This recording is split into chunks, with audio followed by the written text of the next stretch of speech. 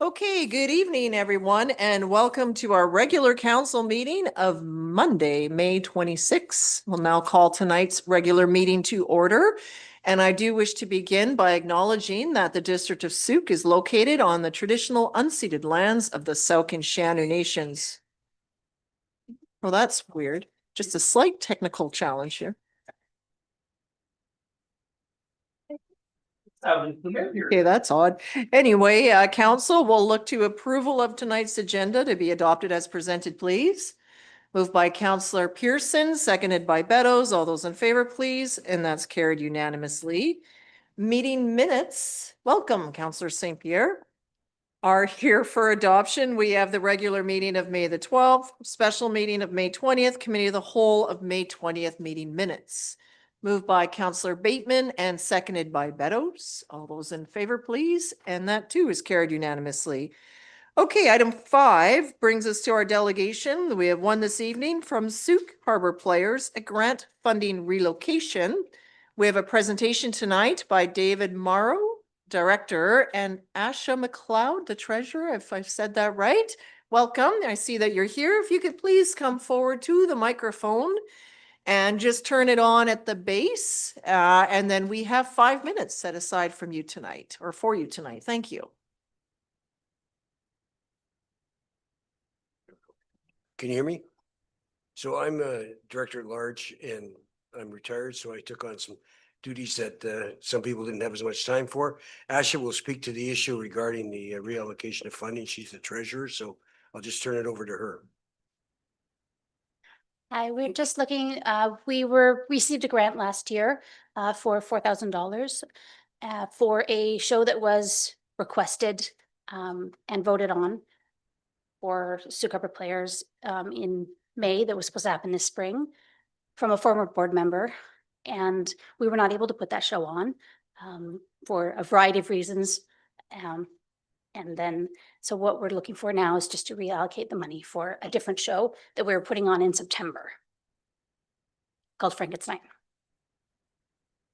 Sorry, Frankenstein? Frankenstein. Oh, Frankenstein. Okay. Yeah. I thought I said friend in science, but I guess that could be similar. Yeah. Okay, so the ask tonight is just because the grants are used in the year is just to reallocate from the previous to current year. Okay. Yes, please.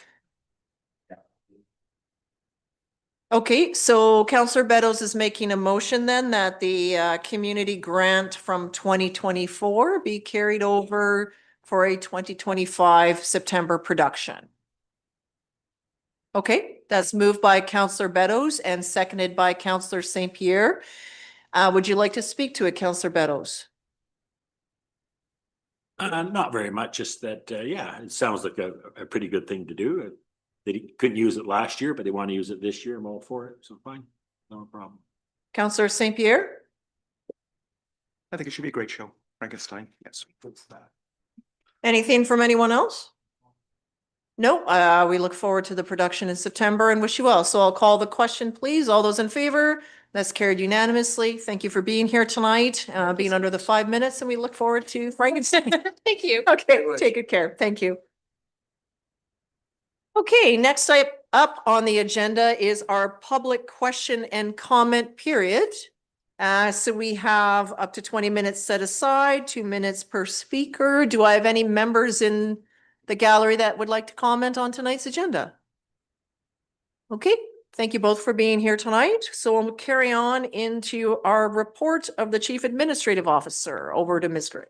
Thank you, Your Worship. Just the only thing to add to my report is I think we've had just over 100 people sign up for the online property tax notification system. So fun little tidbit. That's all I have at this time. Okay, and council will see that the rest of the written report is provided into consent agenda. Any questions for our CAO? No? Okay, so do we require a motion to receive them? Well, no, there's nothing really to receive. No, because it's on consent This agenda. is the consent agenda. Okay, I didn't think so. Okay, so we'll move on to our consent agenda. So that will include items 8.2 all the way through to 8.9.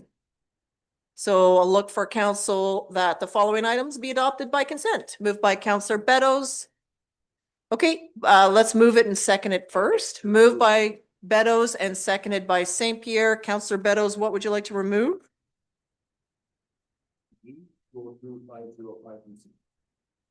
Hold on 1 second. In the correspondence section.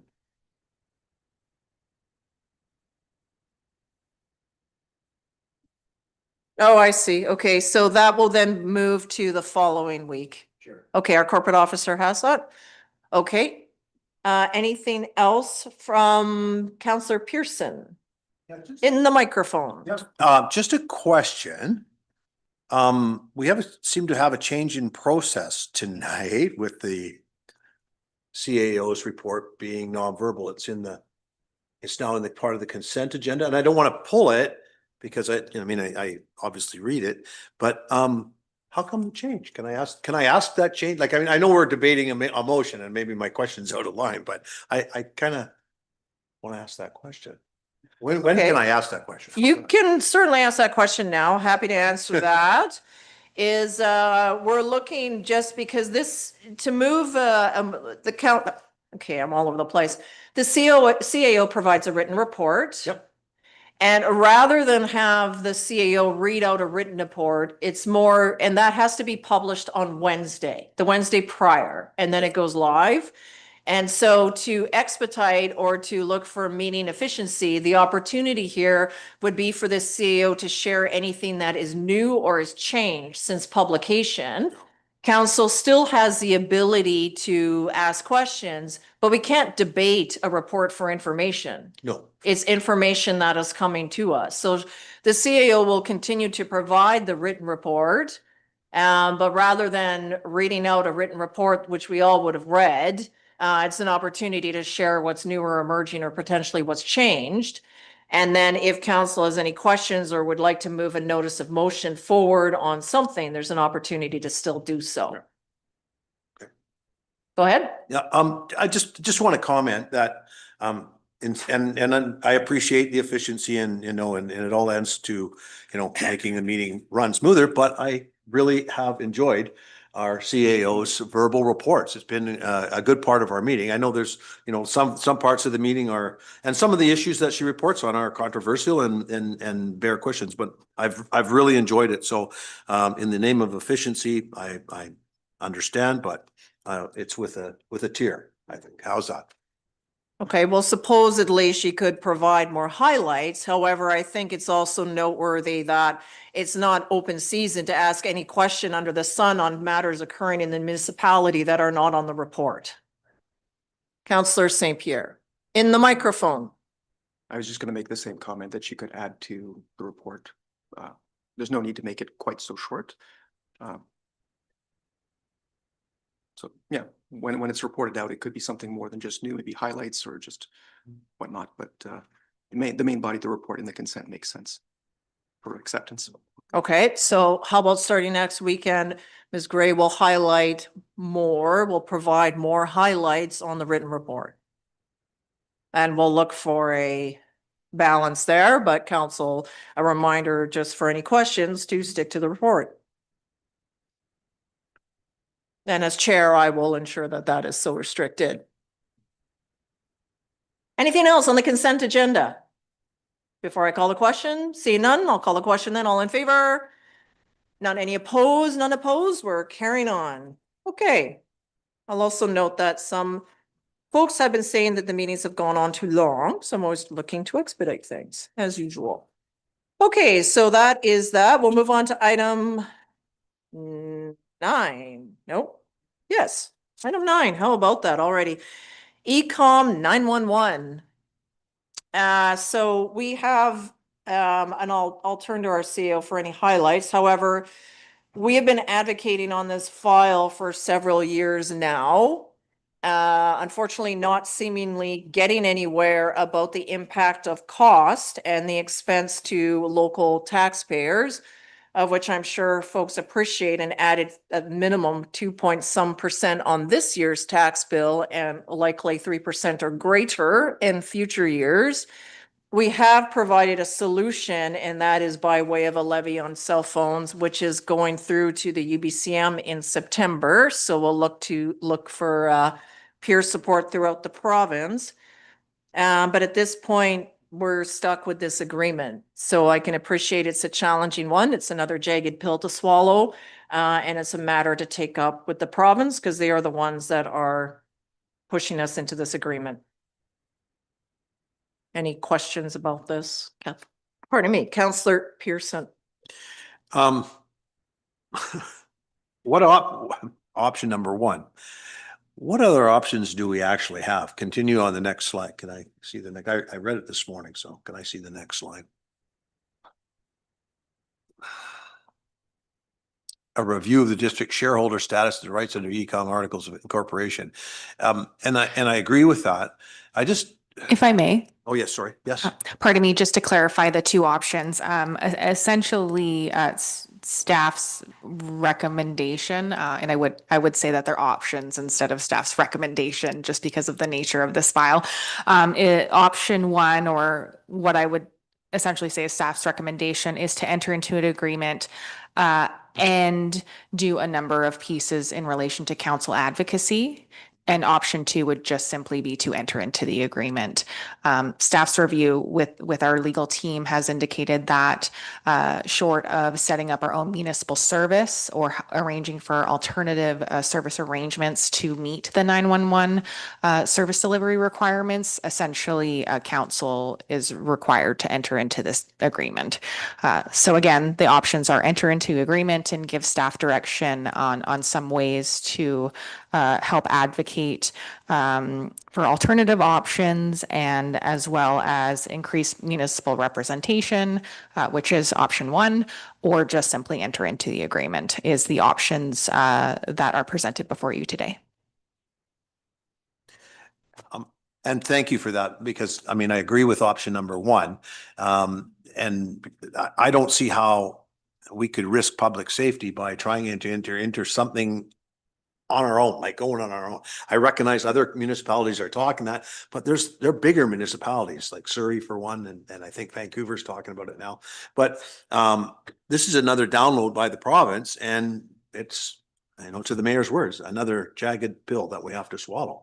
At what point does it stop? This is not a question to you. I'm going on. I am, and not in the form of a question. Thank you for the clarification.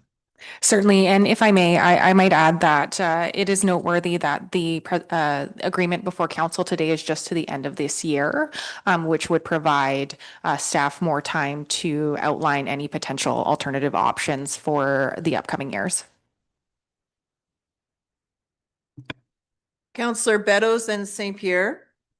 Thank you, staff, for clarifying that. I guess there is options for us if there's other municipalities that would go with us to go sort of alone. That would be an option, would it not? I mean, you've sort of state that in there. Yeah, part of option one. So there is that possibility. Through the mayor, yes, absolutely. What might be something for council in the future to consider is potentially a regionalized service or a sub-regional service, or cost sharing could potentially be an avenue. Okay, thank you. Councillor St. Pierre.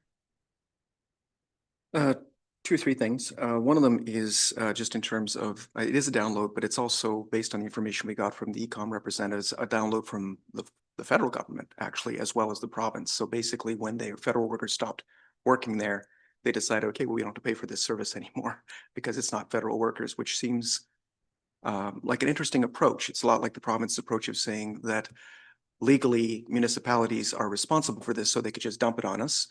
The Fed said legally it's not our workers, so they just dumped it on the province. And so basically everyone's using an excuse till eventually gets down to us.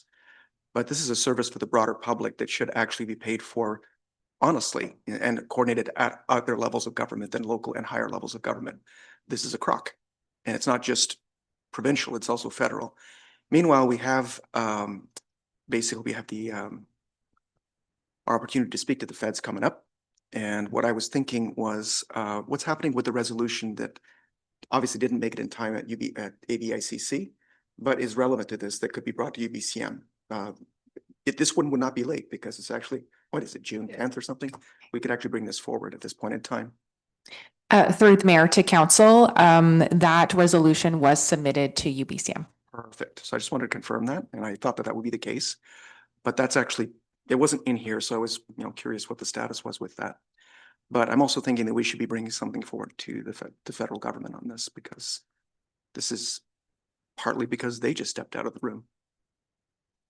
Well, it's community safety. So all orders of government have an opportunity, and they've just decided that local government taxpayers can afford it. So we're going to dump it on them. And part of it was covered in the past, or it probably was a system that was kept whole with the levy on landlines of, I think, 67 or 68 cents. But with landlines disappearing, and we've learned the majority of calls come through mobile services, in which we've also learned other provinces charge a levy on mobile bills. Mhm. So it's not rocket science. We're not reinventing something. It's just finding another avenue where the service can be paid for that doesn't take away from the needs of local government. I think what I'm thinking is that given that the province seems to be having difficulties wending their way through putting a levy on the cell phones, it might be something that is easy for the federal government to do. And You having could, so that thing the opportunity, have I'll just, mentioned. yes, so we have written to our new MP, so that'll be a start of it. At the same time, you could look into the FCM's way of doing resolutions. It's quite different than UBCM's. A lot of it goes straight to the board of directors, which is a much larger board at quarterly meetings, and less than 100 actually come to the floor of convention. So an avenue to explore is that. And also just seeing what the outcome is at UBCM. But we did submit it because we were too late for AVICC, or the Association of Vancouver Island Coastal Communities. For those listening, it will go straight to Union of BC Municipalities, of which we were ahead of the deadline. Councillor Bateman. Yeah, I'd like to move option 1. Okay, go ahead and read it out. That council authorize staff to enter into an agreement with Ecom 911 for the provision of police dispatch services on the terms as substantially attached, with such amendments as may be negotiated. And that council direct staff to enter negotiations with Ecom 911 for an agreement for the provision of services beyond 2025, with such agreement to be brought back to council for review. And that council direct staff to explore alternative options for the provision of police dispatch services together with other interested municipalities. And that council direct staff to continue advocating through local government channels for increased municipal representation and transparency in Ecom governance, with the aim of addressing escalating costs and service delivery concerns. And further, that council direct staff to request a review of the district's shareholder status and rights under Ecom's Articles of Incorporation and associated agreements to inform future negotiation strategies. So it's moved by Councillor Bateman, seconded by Pearson. Would you like to speak to it, Councillor Bateman? Well, I'll catch my breath quickly. This is a remarkably substantial strategy to move this forward. It accepts the reality that we must sign on immediately, while also leaving all sorts of options. Really well done. Thank you. Councillor Pearson? Yes, I echo the movers' comments. I'd like to add that, and I was just going to ask if there was an opportunity for us to write an immediate letter authorized by the mayor. If there was Sorry, direct your comments to me, Yes, Councillor. oh yeah, through What letter? the chair. A letter to who? A letter to FCM to say, because none of us are attending, right? Just, I don't, and I'm not sure if it's the perfect, or if it's not perfect, there's nothing's ever perfect. If it's the right avenue to write a letter now in advance of FCM so that it gets on the agenda. It won't be on the FCM floor for this. Okay. The cutoff is passed. It, June 1st or. yeah, and like I said, I've sat on the FCM board. Yeah. The majority of resolutions are dealt with by the board specifically, and very few, like sometimes there's under 50 that actually come through to the floor itself. And so, and it's also looking at matters that are Canadian wide.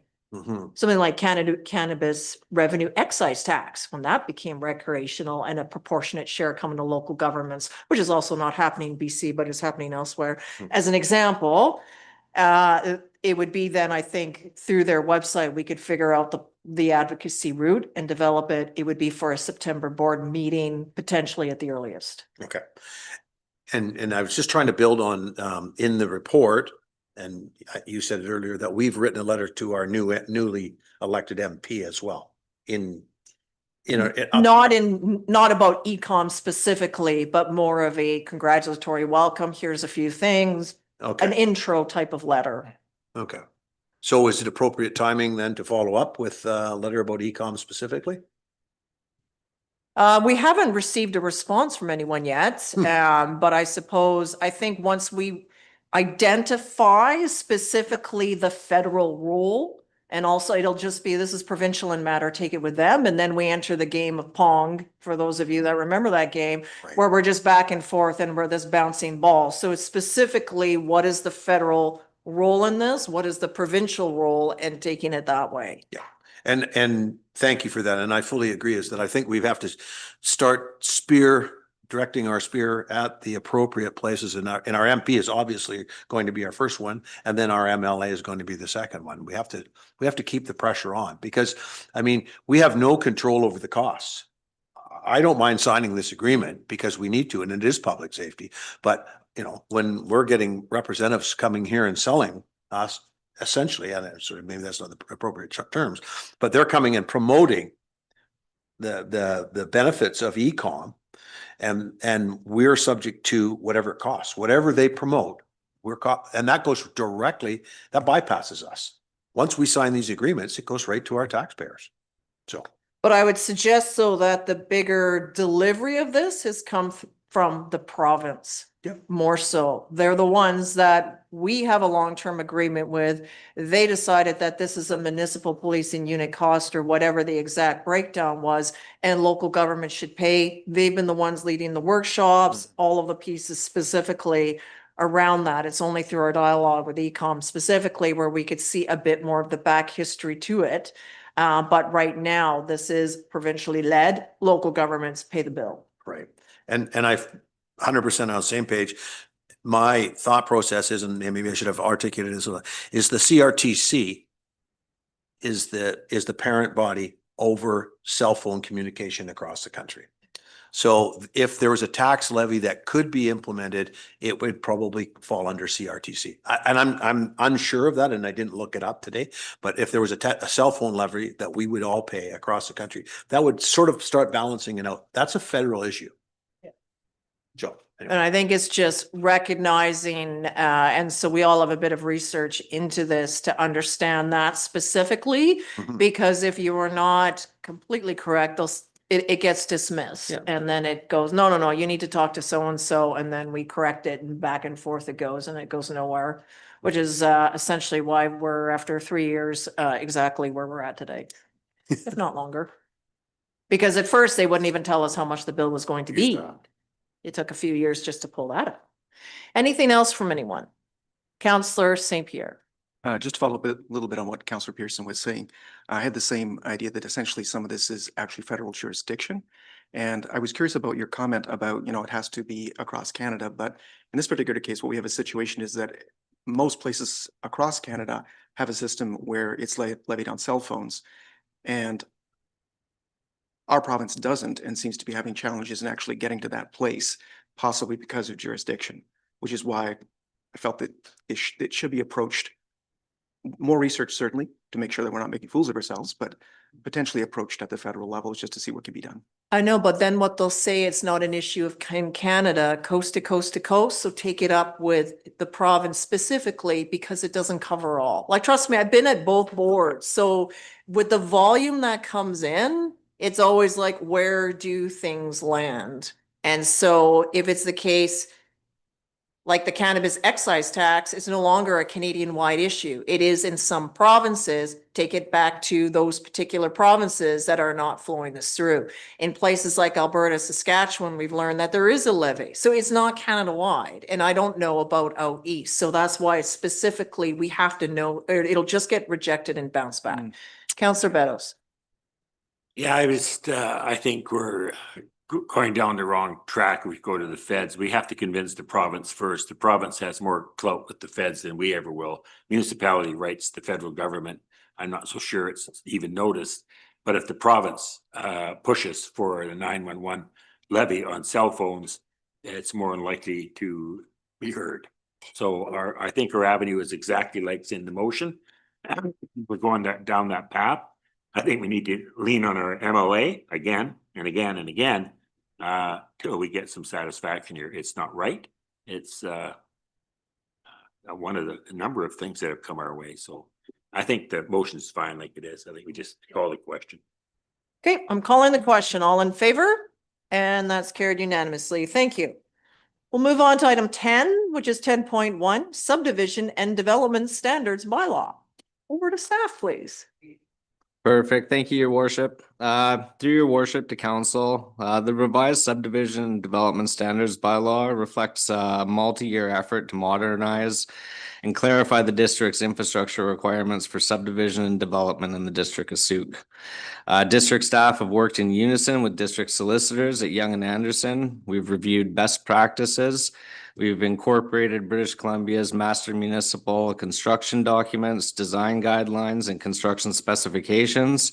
And we've worked collaboratively across departments to ensure that this bylaw is in alignment with the district's official community plan, our transportation master plan, as well as the district's strategic priorities supporting sustainable growth, environmental stewardship, and safe multimodal transportation. With that, I'm pleased to present the revised subdivision development standards bylaw 925/2025 for council's consideration of initial readings. The purpose of this bylaw is to regulate and require the provision of works and services with respect to subdivision and development in the district of Sooke. This is in alignment with the legislative authority under Part 14 of the Local Government Act. Works and services are defined as and include servicing infrastructure with respect to water, sanitary sewer, stormwater, and transportation networks. And it's also defined as element of road frontage improvements, which are adjacent to a subdivision or a development up to the center line of a road. The subdivision and development standards bylaw applies to all subdivision and all developments within the district of Sooke. Development is defined as any improvement that requires the issuance of a building permit. The subdivision bylaw is comprised of two parts. The front end of the bylaw, which is 13 pages, and the back end of the bylaw, which comprises of 6 schedules. In the front end of the bylaw primarily includes definitions, administrative general standards and requirements for works and services directly related to servicing infrastructure for water, sewer, storm, and roads, proposed exemptions for works and services, as well as exemptions for frontage improvements for council's consideration. And the primary purpose of the front end of the bylaw is ultimately to set the criteria and the requirements to appropriately determine the servicing infrastructure upgrades that are required to service a subdivision or a development, ensuring that district infrastructure and the public are not negatively impacted. The back end of the bylaw includes all the schedules, and it includes basically the level of service area mapping and the applicable road cross sections. It has design guidelines and construction specifications for all constructed civil municipal infrastructure that are in alignment with BC's master municipal construction documents. And it also has design guidelines and construction standards for all constructed landscaping and trail works that are aligned with MMCD as well as Canadian landscape standards. The primary purpose of the back end of the bylaw is to ensure that all municipal infrastructure is constructed in accordance with professional MMCD and CLS standards, which is typical practice in local governments in British Columbia.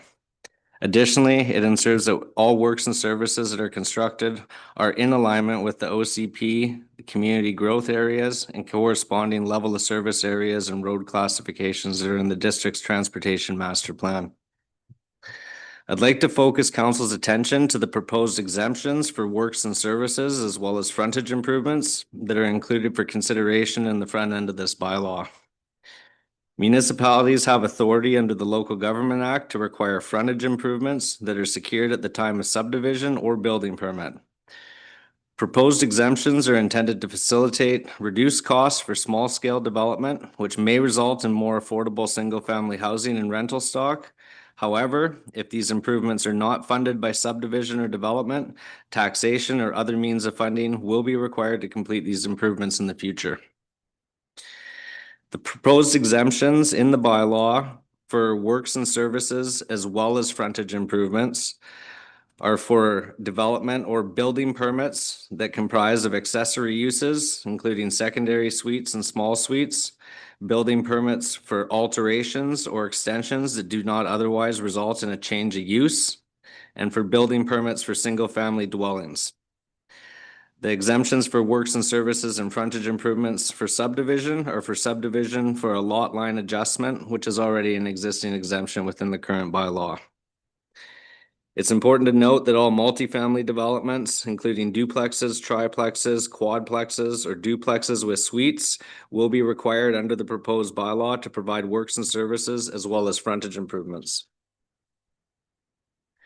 The proposed exemptions in the bylaw, specifically just for frontage improvements, are for development building permits that comprise of commercial, industrial, or institutional use with a construction value of less than $500,000 as confirmed by the district's chief building official, as well for subdivisions that result in no more than a total of 3 parcels unless the parcel being subdivided was created within the last 10 years.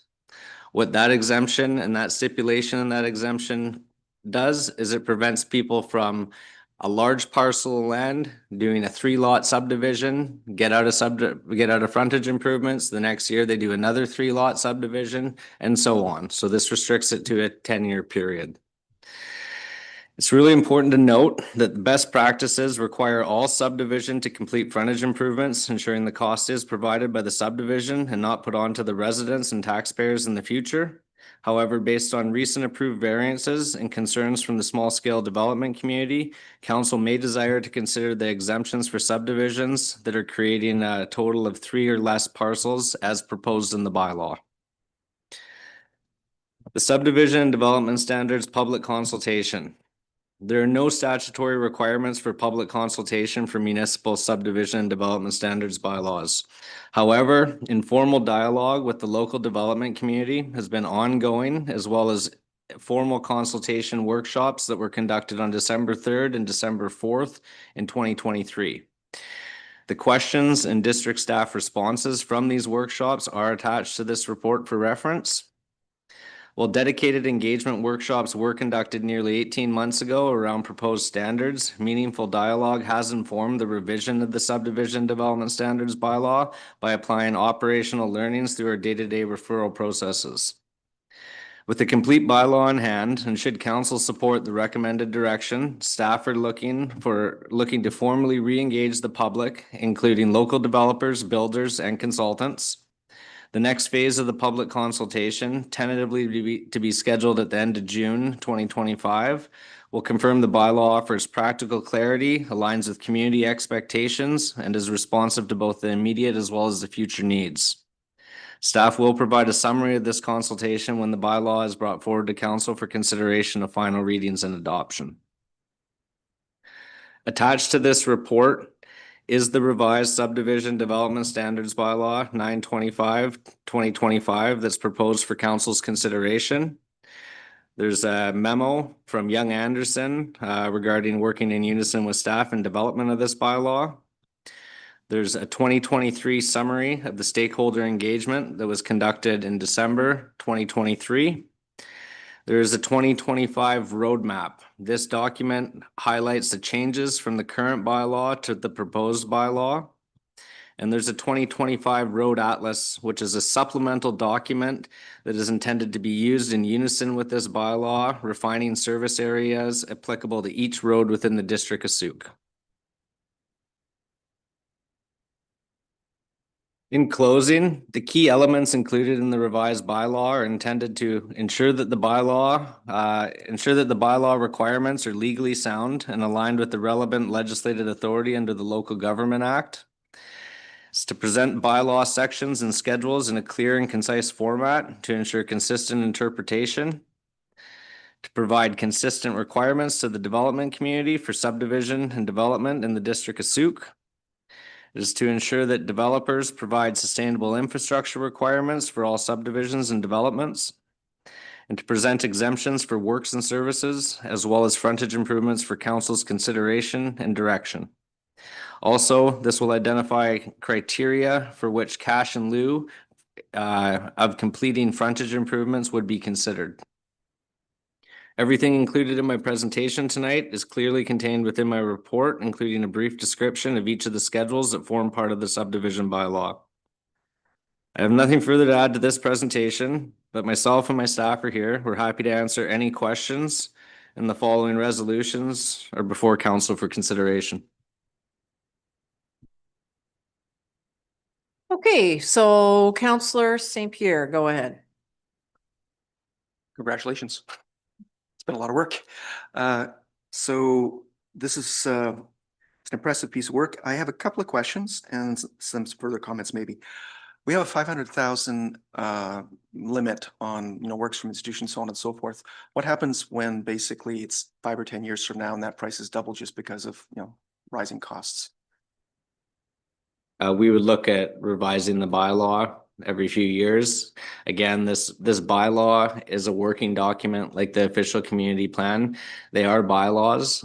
We've tried to capture everything and everyone's needs within the bylaw, as well as being sustainable for the district. But staff will always be ongoingly monitoring the bylaw for any changes or any issues that come up so that we can always make a better product, and we'd be bringing forward potential amendments to council for consideration in the future. Okay, so there's no, through your worship to staff, so there's no automated way of just making sure that it's keeping up with rising costs? Not particularly for that one. It's something that we would look at, and depending on the number of applications that were falling just above or just below that threshold, we would use that data to look at if a revision was required under the bylaw. Ultimately, that provision for industrial, institutional, and commercial, the provision for exempting them from frontage improvements, less the $500,000 building permit value, because we do not want to discourage commercial development and institutional and industrial within the district of Sooke, but any larger scale developments should be required to pay their part for frontage improvements. Thank you. One more question. Next one is around excess and extended services. Obviously, it provides the person in your position with a lot of latitude in terms of making decisions, but I'm not clear on exactly what they represent. So if you could provide some information on that. Yeah, through your worship to Councillor St. Pierre. So excess and extended services are services, infrastructure, servicing requirements that are beyond the frontage improvements and beyond a typical connection. If there was a larger scale development that needed a massive sewer main put in place to service it, whether it was in the town center or on the outskirts of town, that would be considered an excess and extended service. If there was a major development that was going on that didn't have a current road in front of it, they would be required to not only do their improvements to the center line, but they would have excess and extended services to complete the other half of the road. So those excess and extended services would be identified by the engineering department, and the requirement for them would fall under the authority of the municipal engineer to put those on. If excess and extended services were part of a DCC program, then any developer required to provide excess and extended services would be eligible to sign up for a front-ender agreement, which I've brought a policy for consideration and council has endorsed last year. If they're not part of the development cost charge program, then excess and extended services may constitute a latecomer agreement, where the developer would be responsible for putting in that service, and then anyone that connected to or using that service within the next 10 years would end up paying their share or their proportionate cost. Thank you. I've got more, but I'll see if anybody else wants to ask questions. Okay, questions from others? Can you turn off your microphone? Thank you. Others? Yes, go ahead, Councillor Pearson. Wow, there's a lot of information in a very, very technical document. My questions are really about the background information. So a lot of what 404 is proposing in the changes are relying on the OCP in the draft form, right? That's kind of found that theme throughout through the documents, that based on what the old OCP said and based on what the new one said. So is there risk going forward if the OCP doesn't stay in its current format? I guess is my first question, through the chair.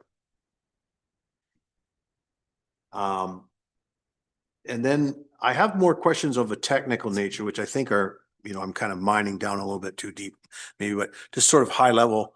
And the last public consultation was in 2023. Is that what we're relying on there? It was at the end of 2023, and that was just to get initial insights from the Yeah. development community prior to going forward with preparing a revised draft. And then, as indicated, would like to go back to the development community prior to bringing it forward to council for adoption. Right. Okay. Through the chair, my last question for now is, how robust do you see that consultation? Because I read every comment that it took me, quite a bit of time over the weekend to read all the stuff. There's a lot of stuff in there. How robust do you feel that this interaction with the development community will be? Like, and are they going to get a good time in advance to review it and make their comments? And what adjustments are, I mean, best practices are best practices, and there's a tremendous amount of work in there. So I just can you kind of walk me through what you think that looks like, or what you anticipate? How's that? For sure. Through your worship to Councillor Pearson.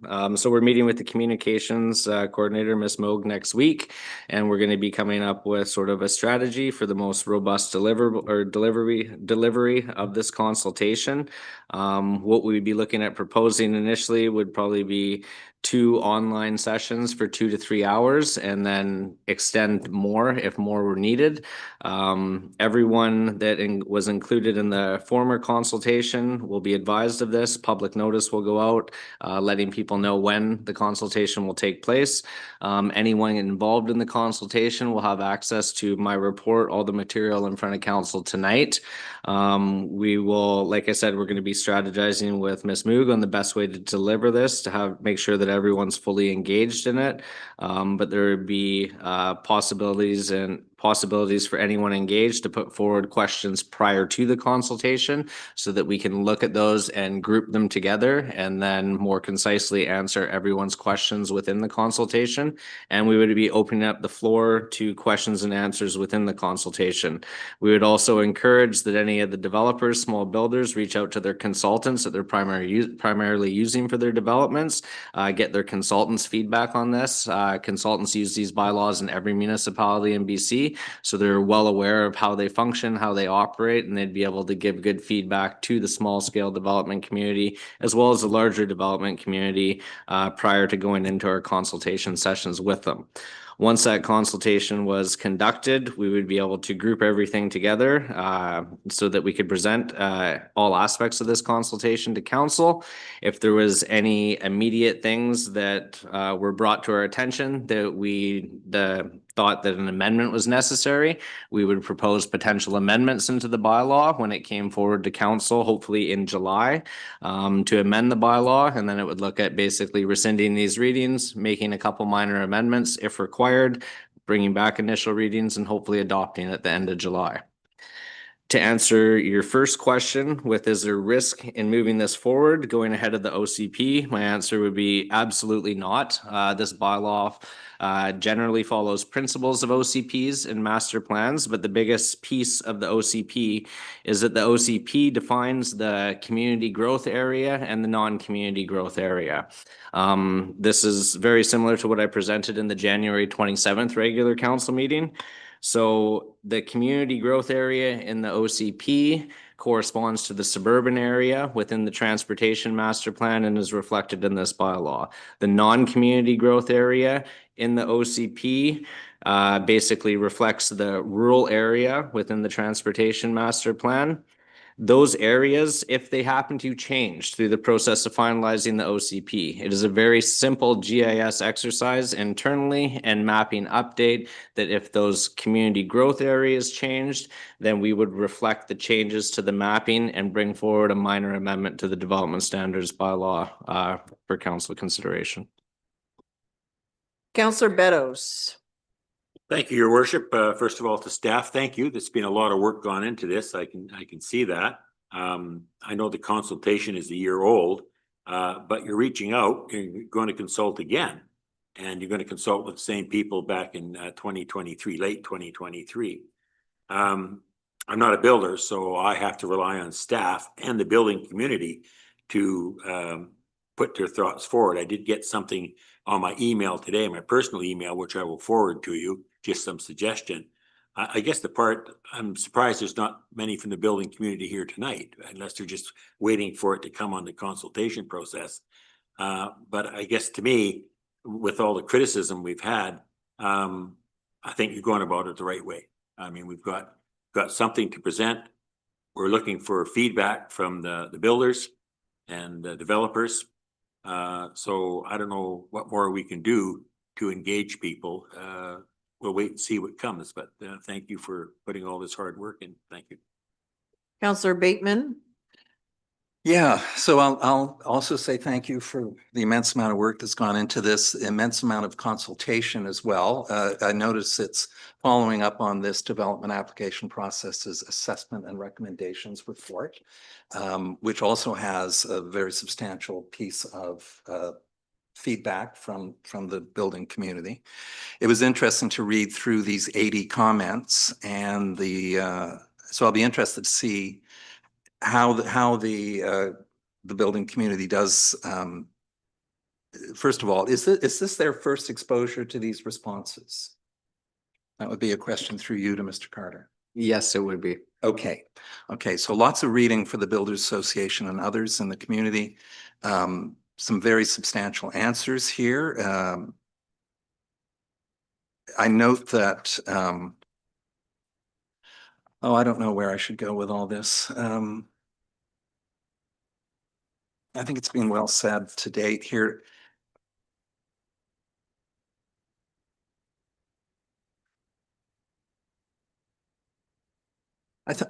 Here, let me throw in miscellaneous on page 450 of the agenda tonight does have comment 49 and 51, both of which the comment has been included for council information. Okay, and this relates to, I'm not sure what it relates to, the city of Duncan charges, I'm not clear on what that means. And also number 51, Sooke should consider adding other contracting services, standing offer agreement for services and drawings. Again, comment included for council information. So are you putting that in here for our further deliberation? Will there be further reporting out on those items? Through your worship to Councillor Bateman, we tried to decipher some of those questions that were recorded in the meeting. We had a hard time understanding some of them ourselves. With the questions that you just posed, I believe those were in relation to, can the district provide essentially a service as an engineering consultant for developments? That would probably not be best practice and would be a bit of a conflict of interest if the district was designing for developments. There would be no capacity to undertake anything of that nature with our current staffing levels. But yes, with some of the ambiguity in these questions, we're hoping that now that we've finished the bylaw, we've been able to concisely answer these questions and provide information as best as possible, that the same people that were consulted back in 2023 will be able to review this. They might be able to provide some clarification in the next consultation, reframe their questions, and allow us to give pretty specific and concise answers. Okay, there's so much information in this report. The stormwater master plan is coming, a town center sewer plan, the boulevard improvement policy. What's the status of the e-apply software at this point? Are developers able to use that at this point, or is that ahead of us? I'll refer to Mr. Blewett, our manager of subdivision land development. He's been kind of leading with the process review on that. Through your worship, good question. So now that we have the application forms updated, we are moving ahead with the e-apply. The importance of that was the application forms were under heavy review to ensure that the minimum requirements that an applicant would need to submit were thoroughly reviewed. Now that that's been done, we can move ahead with the e-apply. We're moving it forward. Our IT department is leading this and working with Tempest software that we've already purchased.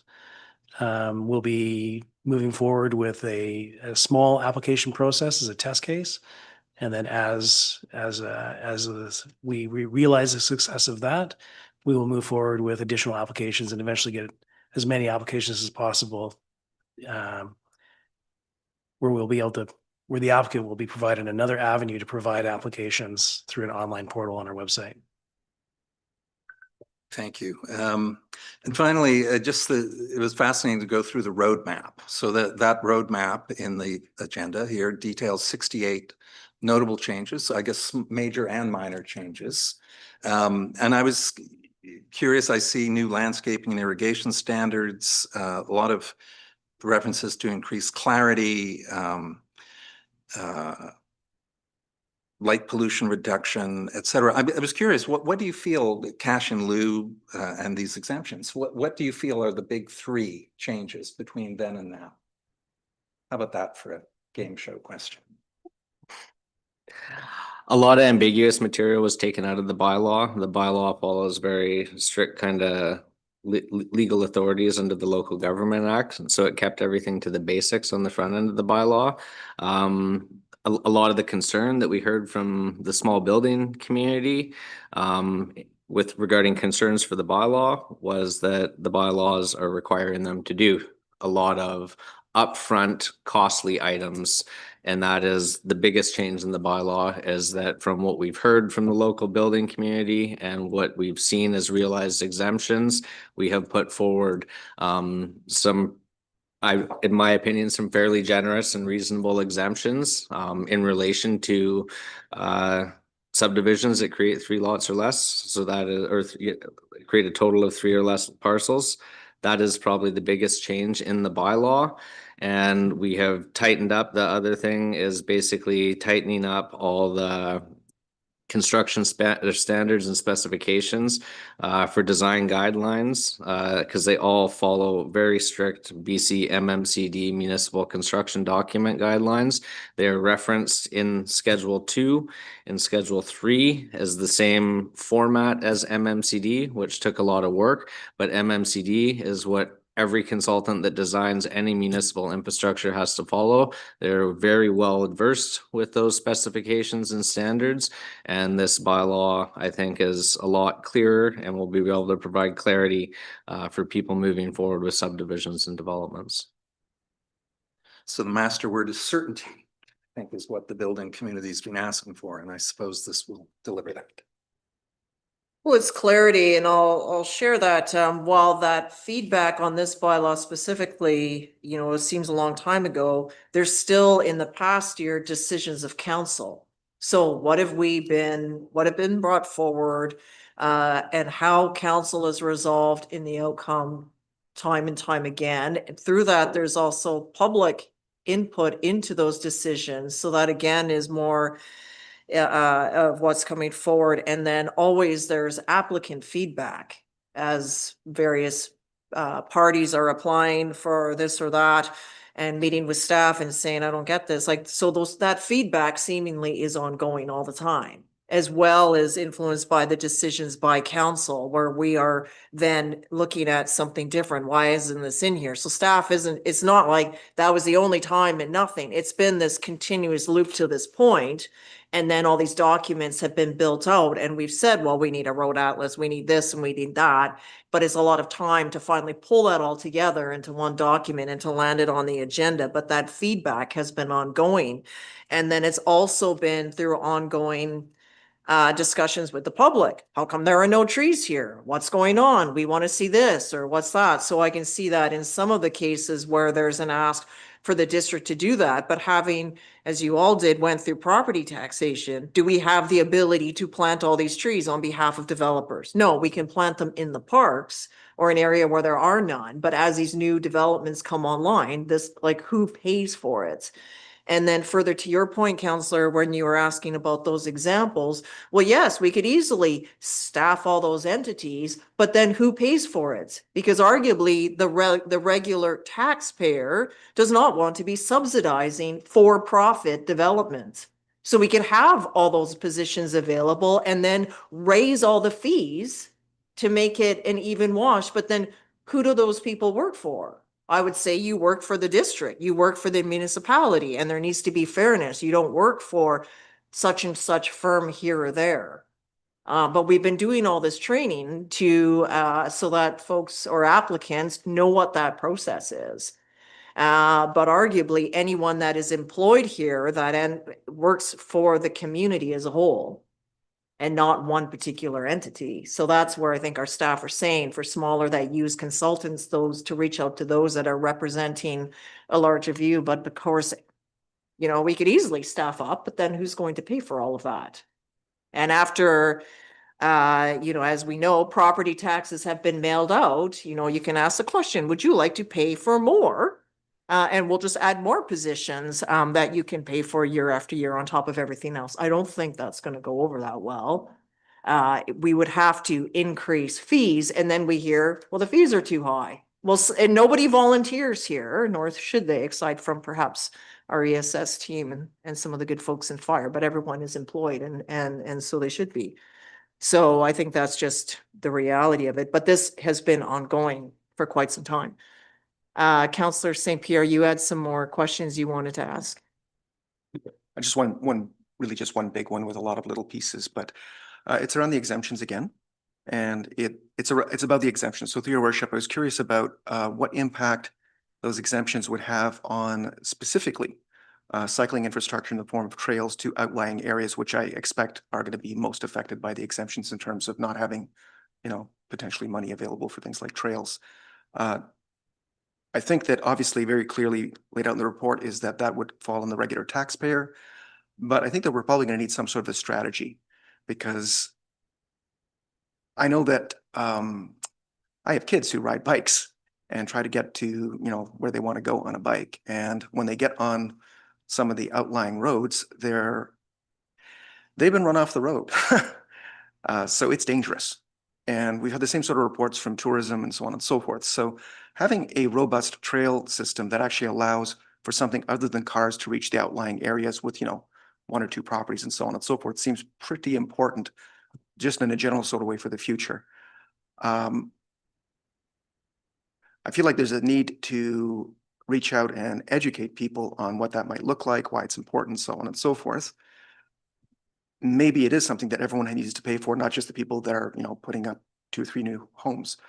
But I think we're going to need a strategy for this. So I'm curious as to what you see in the future on that, specifically trails to reach out to those areas. Sorry, through the worship to Councillor St. Pierre, it's a pretty open-ended vague Yeah, question, but Let me close in a bit. okay. We have a trails and Parks and Trails master plan. When do we expect to revisit that in terms of figuring out with the community what we want that to look like? Because I think that's really where it comes down to. What does that want to look like? Because that's a lot of the multimodal pieces actually contained in that document. The stuff that's in the town center, obviously, that's very much, you know, in here, and that's why we're getting trails in whenever, you know, larger projects are happening. But the smaller stuff, I think, is maybe part of a strategy that we developed through the PTMP. Do we expect to reopen that document anytime? So the exemptions that are proposed in the bylaw, I wouldn't say are limiting PTMP Parks and Trail Master Plan trail connections. We still look for trail connections to be secured at rezoning and development. The exemptions that are put forward in the first section of the bylaw are for works and services as well as for frontage improvements. And for those ones, they're very narrowed down exemptions to renovations, people building suites, and single family dwellings, which are actually far and few between, because single family dwellings constructed in any new subdivision, all their frontage improvements and road infrastructure and multi-use paths, whatever's in the road cross sections, are captured under a larger subdivision development. So the first section of exemptions that are again for renovations, small suites, single family dwellings, which are far and few between, because it would be someone buying a lot, knocking down a house, building a single family house. Those exemptions are fairly reasonable because the cost of frontage improvements would probably well outweigh the cost of a lot of those renovations or suites, with the exception of a single family dwelling. But there's not many of those where people are leveling a house and putting in a single family dwelling. If they happen to level a house and put in a duplex or a triplex or a quadplex, the exemptions are non-applicable and they would have to go do their frontage improvements. In terms of the exemptions put forward for subdivisions, it's for just the creation of 3 or less lots. There are, I'd say, a handful of those. Mr. Blewett could probably confirm numbers of how many actually get approved every year, but there's not an abundance of them everywhere. A lot of the subdivisions are bigger greenfield subdivisions, which are required to put in the infrastructure improvements. If you're talking about small 1 to 3 lot subdivisions, you can have some of those that are for bigger areas on the outskirts of town. They're more far and few between in the suburban area. They're more or less for like panhandle lots and stuff like that, where people have large lots. Them being exempt from frontage improvements, well, like I've stated in my presentation in the report, it's not best practice to exempt subdivisions. However, that is what we've heard from the small development community. That is what we've heard from council. And that's why we have put forward these proposed exemptions specifically for the subdivision for council's consideration. It is not limiting active transportation. I don't, in my view, going in town, large capital projects, whether they're in north-south connections, arterial collector corridors. It's staff's job and my engineering division's job to bring forward these projects for council's consideration, which we have done over the last 5 years with a lot of the main corridors getting built out. So the active transportation connections are there. The trail connections are there. We're moving forward with the Demamiel Sun River Trail connection this year. That is a massive project in the PTMP. The PTMP is coming up with the TMP for a midpoint review this year, where staff will highlight some minor amendments and see if council desires any further consultation on those documents. Thank you very much. So short answer, minimal impact in terms of what it might do. And we're going to be revisiting those documents within the year. Thank you. Okay, Councillor Pearson? Yeah, thank you. Through the chair, tons and tons of good work. So like it's, you know, you and I have talked in the last year or so.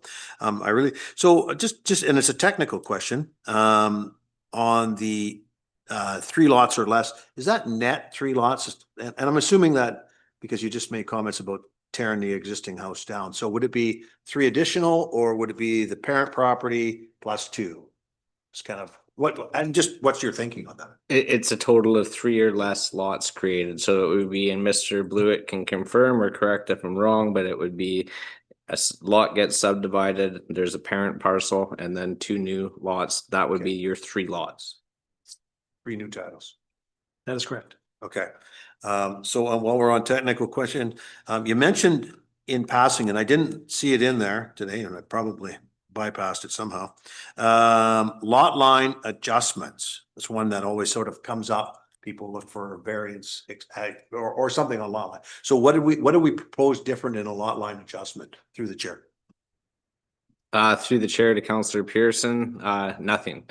Lot line exemptions are not required right now under our current bylaw to do frontage improvements or works and services, and they are not in this new proposed bylaw. Okay, perfect. Thank you. And then last question is the political question. Are there any areas in here or in the proposed bylaw that you feel could have council input? Is there council decision points in this? Like, there's a huge amounts of things in here. Like, it's an enormous document. Is there any controversial pieces that can, like an ounce of prevention now that we don't get the variances coming down the road? Yes. Yes. The answer is simple. It's a political thing, and staff are respectfully asking for council's direction and input on these exemption levels. Council has the ability by bylaw to regulate works and services as well as frontage improvements in the district. And it is council's ability to set exemptions for those as well. And that is what staff have brought forward, is proposed exemptions for council's consideration. So that is the input that staff are seeking 100%. A lot of the rest of this bylaw is very sort of strict legal authorities in alignment with authorities under the Local Government Act, as well as an abundance of technical specifications that are very standard for every municipality in BC. Where we could grow on this, and to build on my response, I believe, to your question, Councillor Pearson, and maybe Councillor Bateman's, regarding services provided by the district. So doing the design services for developers, I believe, would be a conflict, as Mayor Tate has alluded to. Where we would like to go, where there's always room for improvement. Staff will always be monitoring this bylaw for ways of improvement. But when you're talking specifically about the works and services related to water, sewer, storm, and roads, right now for sanitary, our consultants, and we've held this for years, we run the sanitary model for the district, which is, it's a complex model, but in terms of a stormwater one, it's a very simple model. You have pipes in the ground, you got a terminal plant, you only got so much capacity. So developers are required under the front end of the bylaw, when they're proposing a development, to submit, pay a fee to the district and do a serviceability review for sewer. We then have agreements with consultants that hold those models. We submit the development information, they spit back the results, we inform the developers what they're required to do for sanitary infrastructure. Where a lot of the challenges, I believe, in the small development community is for traffic analysis as well as stormwater analysis. These requirements that we have in here, they're lesser requirements for small developments for traffic impact analysis. There are higher requirements for traffic impact analysis for larger developments. For stormwater, it's a tough one. District of Sooke is in a large watershed. There is an abundance of stormwater issues within the District of Sooke, and developers are required to follow the bylaw requirements to prove out that they're not going to impact other properties, as well as that the infrastructure is going to be sustainable for their development. Where we would like to go forward to improve services, and we're not there yet, we need to still go forward with refining and developing a stormwater master plan. But where we would like to go probably within a couple years would be, hopefully, once a stormwater master plan is complete, the district would hold that stormwater master plan. We would be working with a consultant on very technical modeling software that holds those, and maybe we could get out of reducing the upfront requirements for the developers to prove out their stormwater, and very similar to the sewer, they could pay us a fee. We would then plug their development into the stormwater model in our master plan data, and we would say, this is what you got to do. So it would take the developer having to find and retain a consultant for the stormwater analysis out of the equation. It would simplify it. We're not there yet. So ultimately, for sustainable infrastructure to protect the public and other properties, we have to make developers require this stormwater analysis for each of their developments. Similarly, we have to require the same thing for traffic impact analysis. Going forward in a few years, maybe we are able to build a traffic model more concisely for the District of Sooke, where similarly, we wouldn't have to require developers to get a TIA. We could say, pay this TIA fee, and we will then let you know what impacts it has on the system.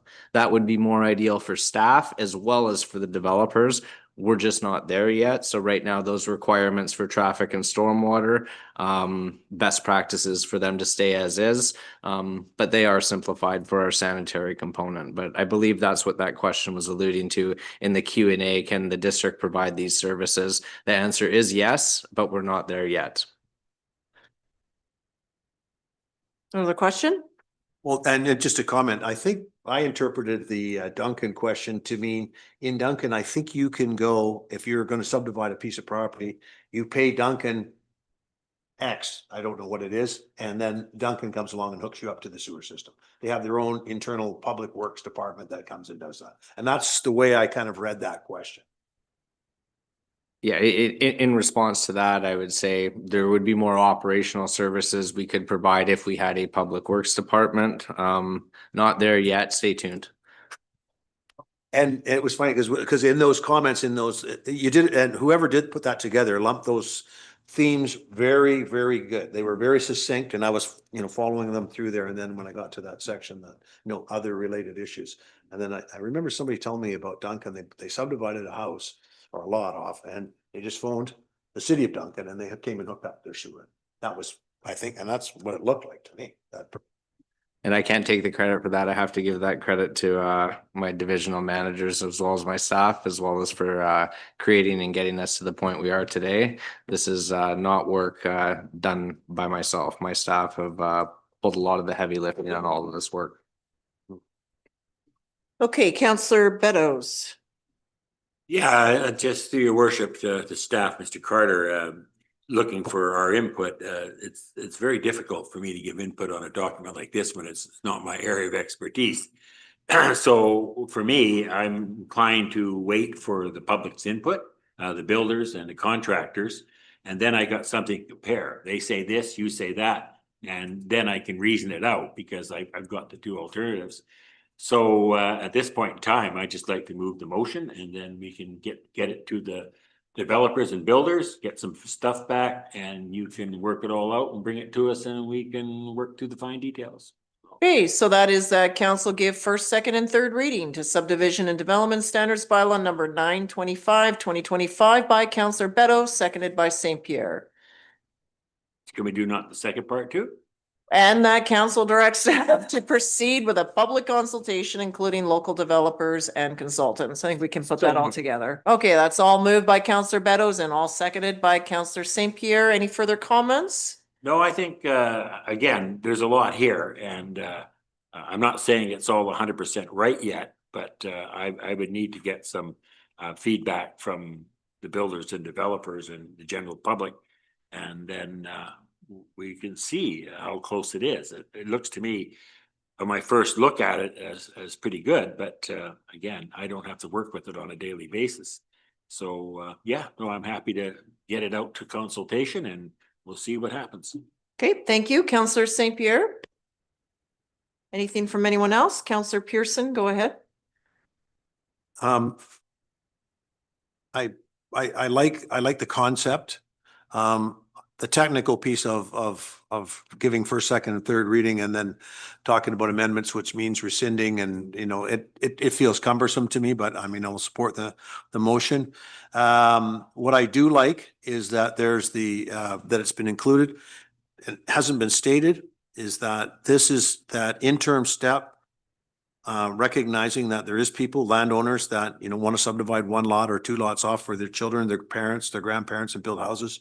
As we transition from a rural community to a more urban setting, I think it's appropriate that we get good development bylaws in place, but still recognizing our history and our past. And I think you've captured that, which is what I personally appreciate is, Urban Systems sat here and said, we want mom and pop subdivisions to go away. That was their kind of almost exact words. And I didn't like that because again, it's, the legacy of us being a rural community. So I think this captures that, and small subdivisions are going to be recognized and help some of our families in Sooke live closer together, take advantages of relationships, parents, grandparents, and things like that. So thank you.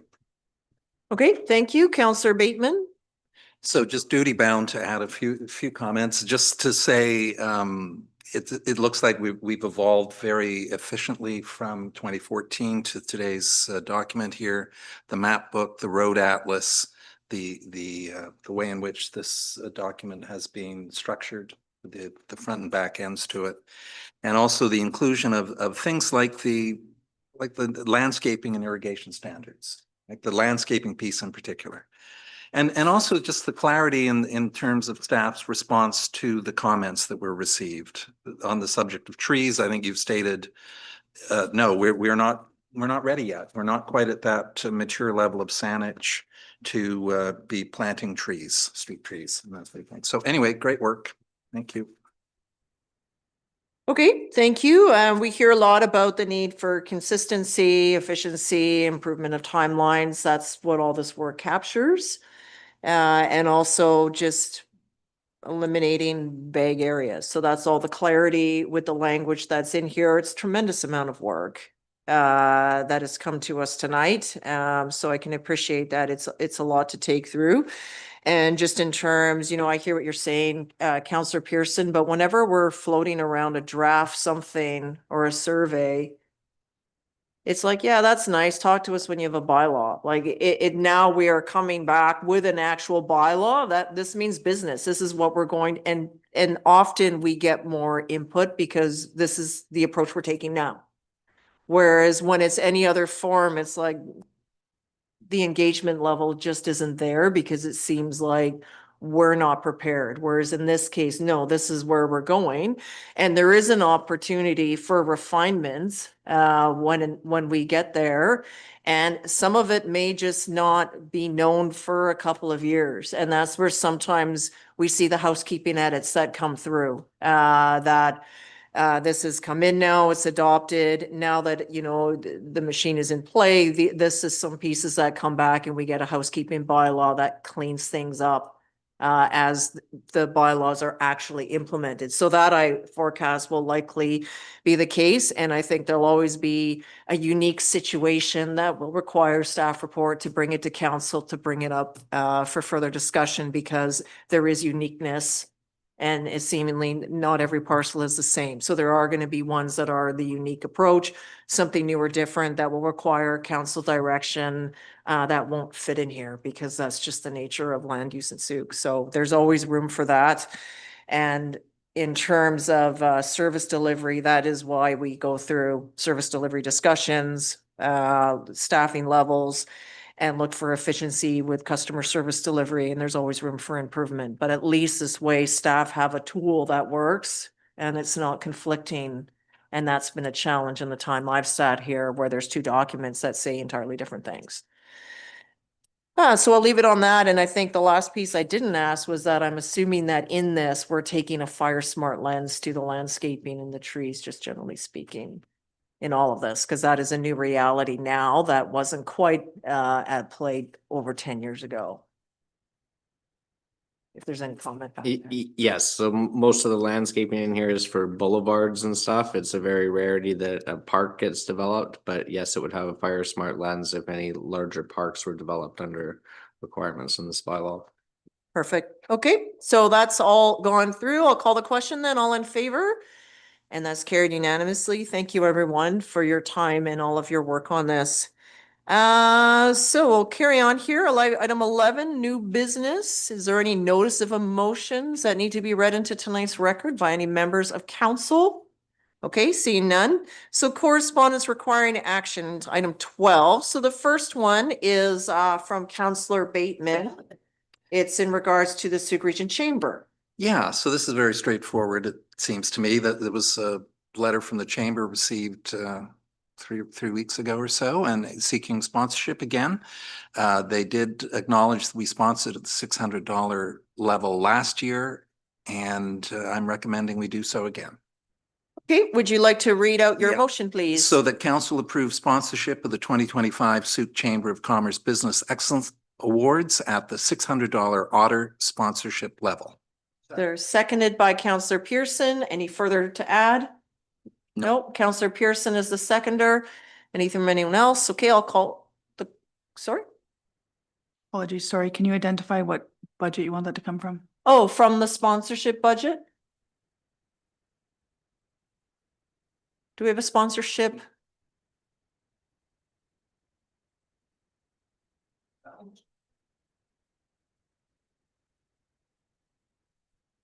Okay. We're just, for those viewing online, we're just getting clarity on the source. I believe we have funds in sponsorship. I believe there should be more than $600 available in the sponsorship budget at this time. Okay, perfect. So the source would be the sponsorship budget. Okay. All right, so that's a friendly amendment. I'll take it as so. And call the, okay. All in question or all in favor, please? And none opposed, that's unanimous. The next one is item 12.2, also from Counselor Bateman. Okay, well, this is just, it's not just, it's a significant piece of correspondence from a Sooke resident regarding the rezoning of 2396 Mountain Heights Drive. And as with an earlier piece of correspondence I pulled, I'd like to see that in the agenda package on the night when indeed we consider this zoning amendment. Okay, can you read your motion out, please? Yeah, that the correspondence from Schuler Lindbergh dated May 5th, 2025 be included with the future agenda package for zoning amendment PLN 01883 2396 Mountain Heights Drive. That's moved and seconded by Counselor St. Pierre. Anything from anyone else? All in favor, and that's carried unanimously. I'll look for council verbal reports, please. Counselor Beddoes. Yeah, I once again had the pleasure of greeting the grade 1 class up here. It's always exciting. The mayor joined me this time, and she has quite a rapport with little kids. They scared the hell out of me, but no, they're cute as a bug. But man, oh man, there's just lots of energy. Yeah, lots of questions, nothing that I could answer. But yeah, it was a good time, and I commend staff. They do a nice little voting thing, and they give some swag out, and the kids just love it. At least this time the voting was, last time it was almost tied of which swag they wanted. This time it was, they all wanted the flashlight with a pen. So there you go. It was fun. Enjoyed it. Other comments, Counselor Pearson. Yeah. Yes, I attended the regional water supply meeting on Wednesday. CRD water, we'll all be happy to know, is the best tasting water in BC and Yukon, and they've entered this contest for 7 to 8 years, and this is the first year that they've won gold. And there's an anecdotal funny part is like, how did they win this time, and what did they do differently? They changed the way that they organized the contest. Right. Okay. So the public engagement summary has concluded. Sooke responded with 51 people, 430 respondents in total. And they're going to publish the results or update on what those said. The main number 4 water upgrade delivered a $6 million grant, 2.9 kilometers of concrete from Lochside to Central Saanich. So it just kind of gives you an idea. I only included that just for information. 2.9 kilometers, $6 million. And we are on stage 1 water, May 1st, stage 1 water restrictions. And it's now more of a process that every May we'll be on stage 1 and we start saving.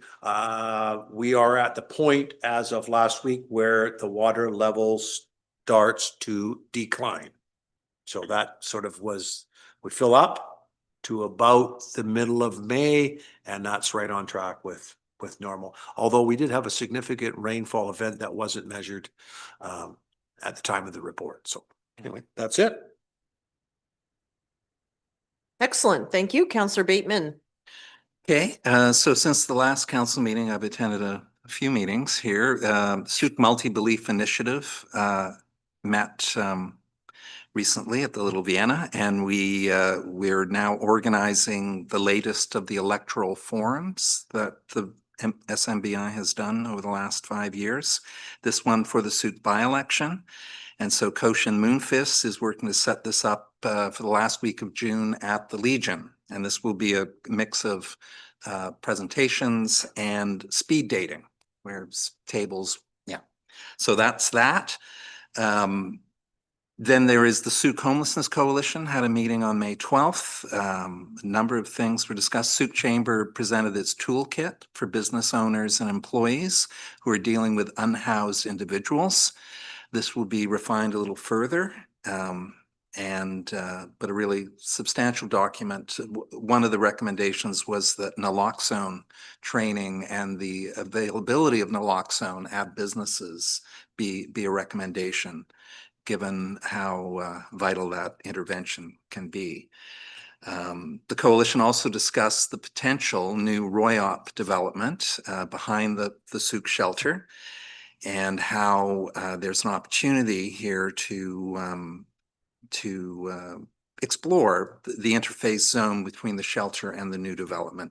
So the shelter, as a direct neighbor, will need to do that consultation with Royop.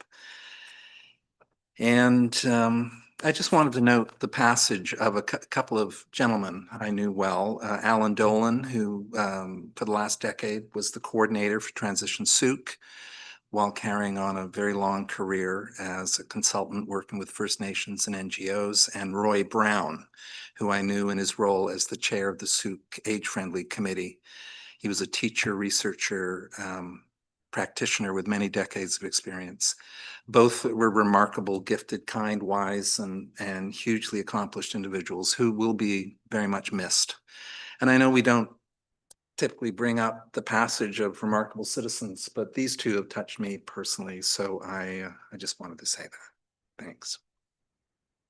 Just condolences to their families and friends in particular. Thank you.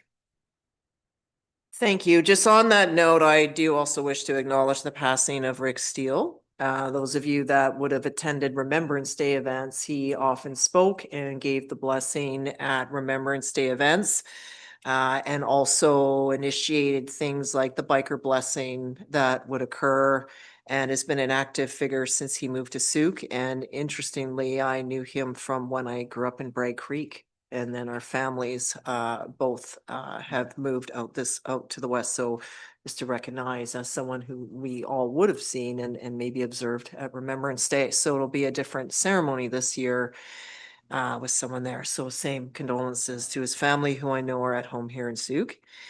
Following some other pieces, fun to see Deputy Mayor in action with the grade 1 kids. So thank you for being present for that, as well as the staff. In terms of those of you that may not be aware of this, we talk a lot about what council does in its decision making. And so the activity that we have with young people is that there are poster boards, and they're giving money by the way of 3 stickers that they put on the boards on how they would allocate their resources. And it changes all the time. So sometimes you think young people would gravitate towards playgrounds. In the latest round, they all went to police and fire, roads, and sewer. And maybe I use the analogy of flushing toilets and everything going in a one-way direction. Maybe that hit home, but that was very important to them. And other times, parks and trails. So it always changes. It's never the same. And then we always want the students to leave with something. So we talk about swag, something we all get. That's what swag means. And we showcase what they are, and the students move to the particular item. And they're never all want the same thing. So we talk about how that decision was. Was it a fair process? Yes, it's disappointing when you're not getting the item. And then the secret I share is that if they visit us at markets, we have the other swag available when they participate. So sometimes when I ask, like, how come you don't want that? It's because they got that pen at the market last year, and this time they want something different. So it's always fun. And then they leave with a certificate that we sign and that many keep. So it's a fun activity. So again, thanks to staff for that work. It's fun to do it, actually. Yes. I didn't see the little fellow that put the sticker on the little poop emoji, Yes. but I'm sure he was quite excited to do that. He was, because where they place the sticker is not necessarily in the white spot. There's often enhancements that are added. So it's quite sweet, actually. On a more serious note, you may have read a statement that I sent regarding the provincial legislation in Bill 15. It sort of came my way, and then I read a statement issued by View Royal, and then where UBCM has landed on this. So we're certainly not alone in just when items impact land use and communities, local government will react to that. So initially, the Times columnist had reached out for my thoughts on it, but I just wrote back saying the UBCM is hosting a webinar. I'd rather wait till after that to give comment, because maybe that'll clarify some concerns I have. It didn't. It made me more concerned. and probably more passionate than I was the day before. And then I put together thoughts because I said I would issue out a statement, and then I was refined a bit before I went out. So I was on CBC radio at 7 a.m. a week ago Friday, and then with Sooke radio today. But it seems that the legislation is rolling ahead. And the biggest point I'd like to make is that we bring the land use expertise to the table. So work with us and not around us. And then there was commentary about waiving OCPs. Well, you've also dictated to us to update our OCPs and given us a bunch of work to do. And now there's a requirement you can just waive it on items you deem to be provincially significant. So why go through one if you're only going to waive it in the end anyway? So it just seems like a big make work exercise. I'm not going to speak about it too much because it's probably not good for my rage at this time. On another note, we do have our community celebration coming up. So stay tuned for that on June the 7th. And Transit is offering free shuttle service. So we'll pick folks up here at Municipal Hall, the park and ride to take folks over to Woodside Farm. And the intent would be, it would be a net zero event. So pack in and pack out your items. But it's a fun way to celebrate Sooke as a community, and Woodside Farm being a legacy for well over a century here, will be a wonderful place for this to host. And so as I look outside and see all that rain, but I am hoping it'll be by June, a very warm, bright and summery day. So we'll see you all there. There is an opportunity to sign up, hand out some cupcakes, and get lost in the orchard maze, which sounds like a lot of fun to me. Okay, so other than that, I'm just going to say that this agenda app is really weird. I don't know what the resolve is, but if you saw me typing away at the start, is the agenda loaded and then it disappeared.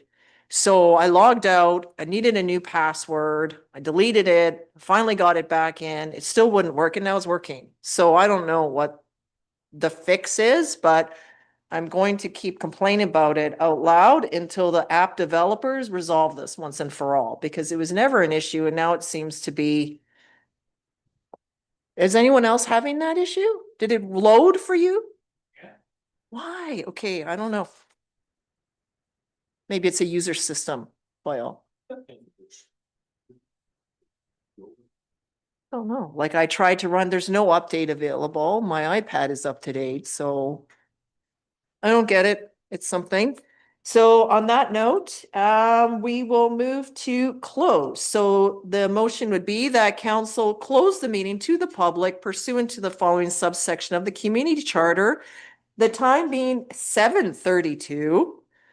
91E, the acquisition, disposition, or expropriation of land or improvements, if the council considers that disclosure could reasonably be expected to harm the interests of the municipality.